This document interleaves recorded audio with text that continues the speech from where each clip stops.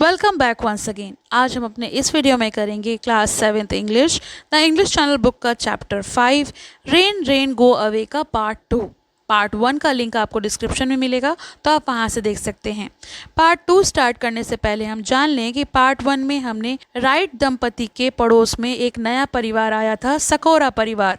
वो लोग हमेशा अलग अलग रहते थे और अजीब सा व्यवहार करते थे, और मिसेस सकोरा अक्सर उन्हें आसमान की ओर चिंतित नज़रों से देखती रहते पाती थीं कि वो बादल छाए हैं कि नहीं छाए हैं।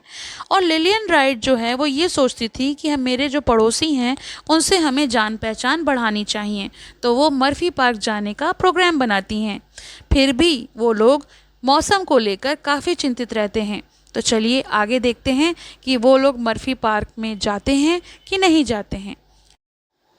The Sakaro boy came running after them, waving something which turned out to be an Android barometer, and all three got into the back seat.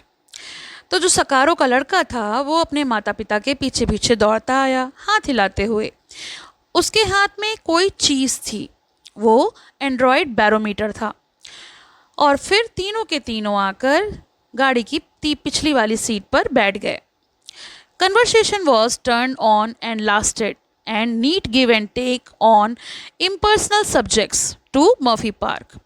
अब रास्ते भर बातचीत चलती रही, हल्की फुल्की, मतलब पर्सनल नहीं थी, नॉर्मल टॉपिक्स थे। और इसी तरह से वो लोग बातें करते हुए मर्फी पार्क पहुंच गए। The Sakaro boy was so polite and reasonable that even Tommy Wright, wedged between his parents in front seat, was subdued by example into a resemblance of civilization. तो सकारो का लड़का इतना मैनरेबल था, शिष्ट था, समझदार था कि सामने की सीट पर वो अपने माता पिता के बीच में बैठा था। और टॉमी राइट जो है, जो मेरा बेटा है, उसने उसकी मिसाल से प्रभावित होकर कुछ सभ्यता दिखाई। यानी इतना सभ्य वो है नहीं जितना उसने उनके बेटे को देखकर शिष्टता दिखाई। The Sakaro boy, Lillian couldn't recall when she had spent so sincerely pleasant a drive. तो लिलियन कहती है कि मुझे याद ही नहीं कि कभी इतनी शांति और आनंद भरी ड्राइव का मज़ा लिया। यानी हमेशा कुछ ना कुछ ऐसा होता है जो डिस्टर्ब्ड होता है। She was not the least disturbed by the fact that barely to be heard under the flow of the conversation, Mrs.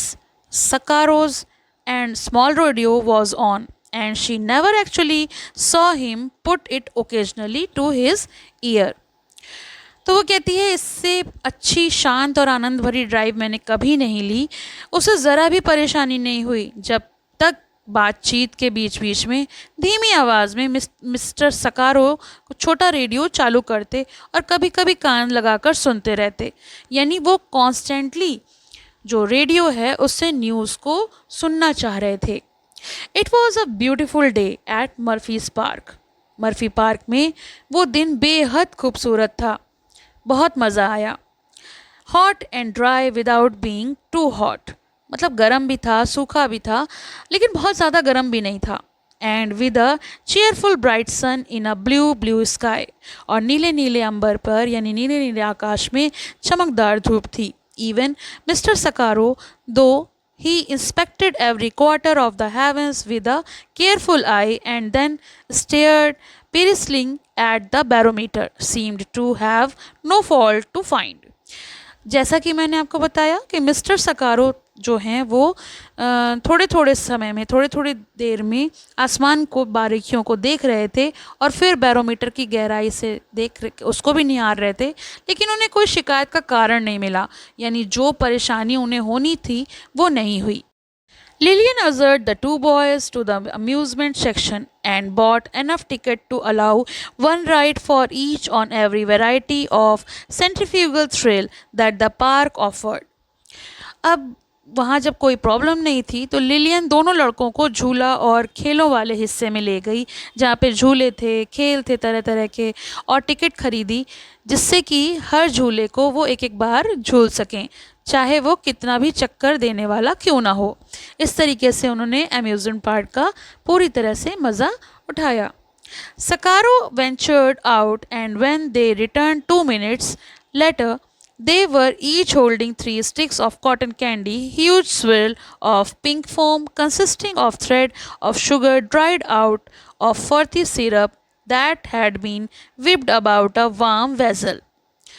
सकारो दंपत्ति भी बाहर घूमे और जब 2 मिनट बाद लौटे तो उनके हाथ में 3-3 डंडियों पर चढ़े कॉटन कैंडी थी। कॉटन कैंडी होती है गुलाबी झाग की बड़ी बड़ी लटें जो चीनी की पतली डोरियों से बनी होती हैं। ये डोरियां झागदार मीठे सिरप के गर्म बर्तन में घुमाई जाती हैं जिससे वो जमकर बहुत ही टेस्टी बन जाती हैं।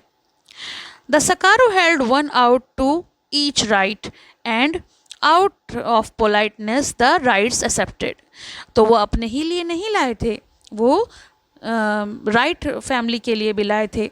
तो उन्होंने हर सदस्य को एक एक कॉटन कैंडी थमाई काफ़ी मैनर्स से और उन्होंने भी उसे स्वीकार कर लिया। They went down the Midway, tried their hand at darts at the kind of poker game where balls were rolled into holes at knocking wooden cylinder off pedestals. फिर वे सभी मेले के बीचों बीच पहुँचे। उन्होंने डार्ट फेंके, गेंदों को छेद में डालने वाले खेल खेले, लकड़ी के सिलेंडर गिराने की कोशिश की। इस तरीके से उन्होंने मोस्टली बहुत सारे गेम्स खेले जो अम्यूज़मेंट पार्क में होते हैं। They took pictures of themselves and recorded their voices and tested the strength of their hand grips.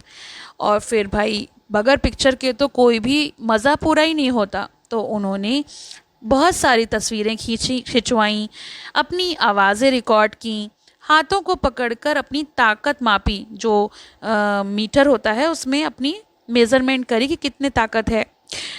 Eventually, they collected the youngsters who had been reduced to the satisfactory breathless state of rolled up inside, and the Sakaros ushered their off instantly to the refreshment stand.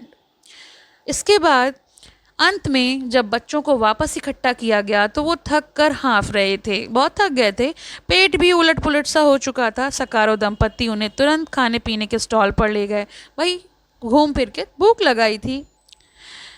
Tommy hinted the extent of his pleasure at the possible purchase of a hot dog and George toasted him a quarter. Tommy ने भी hot dog लेने की इच्छा जताई कि भाई वो hot dog खाएगा। जॉर्ज ने उसे 1 क्वार्टर सिक्का दिया और वह भी वहाँ से भाग गया। He ran off too, frankly, said George. I prefer to stay here. If I see them biting away at another cotton candy stick, I will turn green and sicken on the spot. तो यहाँ पर George ने कहा कि सच कहूँ तो अगर मैंने उन्हें एक और कॉटन कैंडी खाते हुए देखा तो मेरी तबीयत बिगड़ जाएगी और मैं यहीं रहना पसंद करूँगा। I know and they are buying a handful for a child now. और देखो वो अपने बच्चे के लिए और ख़रीद रहे हैं। I offered to get Sakaro hamburger and he just looked grim and shook his head. मैंने सकारो को हैमबर्गर ऑफ़र किया था पर उन्होंने बड़ा सख्त चेहरा बनाकर मना कर दिया। Not that a hamburger's much, but after enough cotton candy, it ought to be feast. हाँ ठीक है, मानता हूँ हैमबर्गर कोई बड़ी चीज़ नहीं है, लेकिन इतनी सारी कॉटन कैंडी के बाद उसे दावत समझनी चाहिए, मतलब इतनी नहीं खानी चाहिए। I know, मैं जानती हूँ। I offered her an orange drink and way she jumped when she said no. You didn't think I thrown it in her face. मैंने उसे संतरे के जूस ऑफ़र किया था पर जिस तरह से वो चौंक कर ना बोली, मैंने जूस उसके मुंह पर ही फेंक दिया हो। मतलब उसने ऐसे ट्रीट करा जैसे मैंने जूस उसे ऑफ़र ना किया हो बल्कि उसके मुंह पे दे मारा हो। Still I suppose they have never been to a place like this before, they will need time to adjust to the novelty. शायद उन्हें पहले कभी ऐसी जगह देखी नहीं होगी और ये नएपन की आदत डालने में उन्हें थोड़ा समय लगेगा। They will fill up the cotton candy and then never eat again for 10 years. Well maybe way cotton candy खा खा कर पेट भरेंगे और फिर 10 साल उसे हाथ नहीं लगाएंगे। शायद मतलब उन्होंने कॉटन कैंडी को इतना पसंद किया कि वो कॉटन कैंडी ही खा रहे थे। ये बात जो राइट फैमिली थी उन्हें पसंद नहीं आ रही थी। सकोरा जो थे वो ऐसे ट्रीट कर रहे थे जैसे वो यहाँ पहली बार आए हों।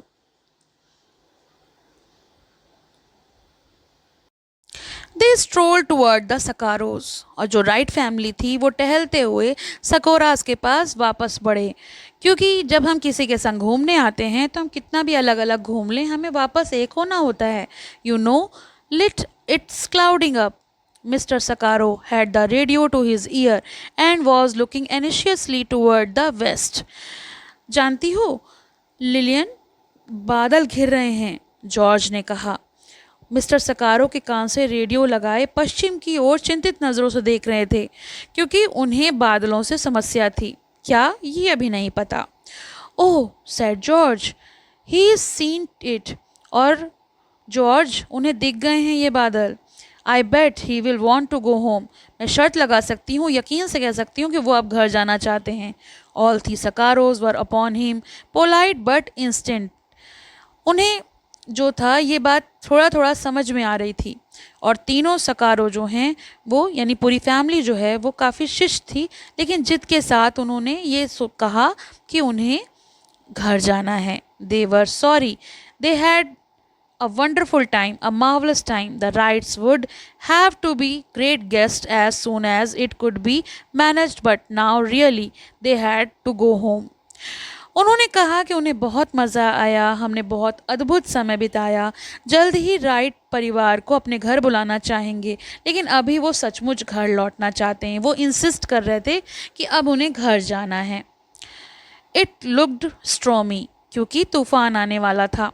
Mrs Sakaro wailed that all the forecast had been for fair weather. Mrs Sakaro काफ़ी दुखी मन से बोली, पूर्वानुमान में तो मौसम साफ ही था. George tried to console them. George ने उनको दिलासा देने की कोशिश करी कि परेशान नहीं होइए. It's hard to predict the local thunder storm, but even if it were to come, and it might and not, it wouldn't last more than half an hour on the outside. और अगर आंधी तूफान अनुमान लगाया भी गया है तो मान लीजिए अभी आया है, थोड़ी देर में ठीक हो जाएगा, ज़्यादा देर टिकेगा नहीं. मतलब उसे वो कंसोल कर रहे थे कि ऐसा नहीं है कि कोई बस प्रॉब्लमेटिक है, आप परेशान ना हो. Eight which comment the सकारो youngster seemed on the verge of tears, and the Mrs. Sakaro's hand holding a handkerchief trembled visibly. देखिए, उन्होंने उनको तसल्ली तो दी, लेकिन सकारो का बच्चा लगभग रो पड़ा. मिसेस सकारो ने रुमाल पकड़ा दिया और वो भी थोड़ा थोड़ा कांपने लगी. Let's go home, said George in resignation. चलो घर चलें जॉर्ज, जॉर्ज ने थके स्वर में कहा. भाई, कोई इतना परेशान हो जाए तो आप कैसे किसी को छोड़ सकते हो? तो और वो भी आप उनको लेकर आए हो, तो आपकी जिम्मेदारी बनती है कि कोई कह रहा है तो उसको वापस ले चलें, क्योंकि लेकर तो वही आए थे. The drive back seemly to stretch interminably. तो जितना खुशी खुशी वो लोग आए थे, वापसी की ड्राइव जो है अंतहीन लग रही थी. काफ़ी ऐसा लग रहा था जैसे कि बस निपट रहा हो कुछ. There was no conversation to speak of. Mrs. Sakaro's radios was quite loud now as he switched from station to station, catching a weather report every time. अब बातचीत तो बिल्कुल नहीं हो रही थी किसी के बीच में, बस मिस्टर सकारो का रेडियो अब तेज़ हो गया था. वे स्टेशन से दूसरे पर जाते ताकि मौसम का समाचार पढ़ सकें. They were mentioning local thunderstorm now, और अब वो स्थानीय आंधी तूफान का जिक्र कर रहे थे. The Sakaro youngster piped up that the barometer was falling, and Mrs. Sakaro, chin in the palm of her hand, stared dolefully at the sky, asked if George could not drive faster. Please, it does look rather threatening, doesn't it? Said Lillian in the polite attempt to share their guest attitude. तो वो लोग काफ़ी परेशान थे.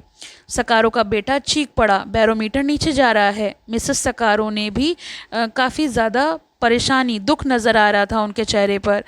क्या आप ज़रा तेज़ नहीं चला सकते? यानी उन्होंने गाड़ी को तेज़ ड्राइव करने के लिए बोला. मौसम वाकई में डरावना लग रहा है, लिलियन ने कहा.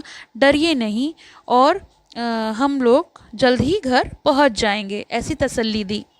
A wind had sprung up, driving the dust of the week's dry road before it when they entered the street on which they lived, and all leaves rustled ominously.